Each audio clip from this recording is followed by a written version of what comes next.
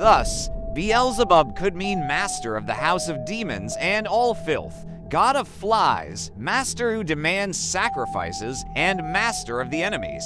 How far you have fallen, O Lucifer! You who were once an angel of light are now a god of flies.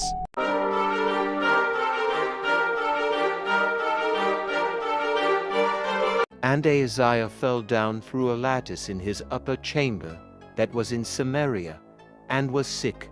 And he sent messengers, and said unto them, Go, enquire of Beelzebub the god of Ekron whether I shall recover of this disease.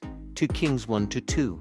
Beelzebub, meaning Lord of the Flies, was one of their Baal deities who might provide answers through the power of demons or the incantations of their priests, with a buzzing sound resembling that of a large fly, or according to their imagination, which had driven away swarms of flies infesting their country or various diseases brought by those flies.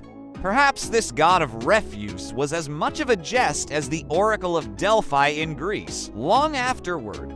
In the New Testament, the leader or prince of demons is referred to as Beelzebul, because the gods of the non-Jews were demons, and Beelzebul might have been one of the most famous names of demons. Beelzebul, Greek Beelzebul, derived from the Aramaic word associated with the Hebrew Beelzebub, meaning Lord of the Flies, is a deity of the Philistines worshipped in the city of Ekron in the Old Testament. The New Testament mentions the word Beelzebul 7 times. Peggy Elday provides an etymological explanation of these 7 occurrences. She states that the word Beelzebul can be understood in several ways. 1. From the perspective of the phrase master of the house in Ugaritic, meaning prince or ruler prince. When formed in the phrase Beelzebul, it refers to foreign gods of an evil nature. 2. From the background words, Zebul, inhabitants of heaven who live in temples. Zibul meaning animal, dung, filth. Zebub meaning fly, and Zebua meaning sacrifice.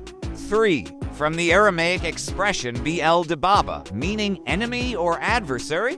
Thus, Beelzebul could mean master of the house of demons and all filth, god of flies, master who demands sacrifices, and master of the enemies. Some biblical scholars associate Beelzebul with Beelzebub, Prince Baal, the Philistine god in Ekron, mentioned in 2 Kings 1-2. This deity had power on earth and the ability to wage war against the hosts of heaven. He dared to challenge heaven because he had demons or daemonia as his soldiers. Hence, within the framework of the kingdom of demons, he is known as the Prince of Demons or Conti Tun Daemonian. Matthew 12:24. Among the Jews, some would occasionally exorcise demons by invoking the name of the Most High God or the God of Abraham, Isaac, and Jacob. Historian Josephus recounts instances of people doing this in his time. Additionally, there are accounts of Jewish exorcists and some who cast out demons in the name of Christ, although they were not his followers or loyal to him. The Pharisees did not condemn them, but saw the workings of the Spirit of God in them, which was a source of pride for themselves and their nation. Therefore, it was out of envy and jealousy toward Christ that they accused him of casting out demons through a pact with Beelzebul. But when the Pharisees heard it, they said, This fellow doth not cast out devils, but by Beelzebub the prince of the devils. Matthew 12:24. The Pharisees could not deny the undeniable truth, for what had occurred was as clear as day, namely, that demons were cast out by the word of Christ. They also could not deny that this event was truly extraordinary and miraculous. Forced to acknowledge these visible proofs, they could not escape the truth that could be inferred from these evidences, that he is the son of David. And because they could not deny it, they incited that Christ cast out demons by Beelzebul, that there was an agreement between Christ and Satan, and that by following this pact, the demons were not actually expelled, but merely withdrew voluntarily to return later according to the agreement and plan that had been arranged. Or, as if through an agreement with the Prince of Demons, he had the power to expel lesser demons. There is no more erroneous and cruel assumption than this, namely, that he, who is the truth itself, is accused of conspiring with the father of lies to deceive the world. This assumption is a last resort to save oneself, or a deception to evade, or also a form of hardened disobedience used to oppose beliefs that are so clearly evident. Note that demons have a ruler who leads them to apostatize from God and rebel against him. This ruler is called Beelzebub, which means god of flies or god of filth. How far you have fallen, O Lucifer! You who were once an angel of light are now a god of flies. Nevertheless, he is also the prince of demons, the leader of the horde of fierce spirits from hell. And Jesus knew their thoughts, and said unto them, Every kingdom divided against itself is brought to desolation. And every city or house divided against itself shall not stand. And if Satan cast out Satan, he is divided against himself. How shall then his kingdom stand? Matthew 12:25-26.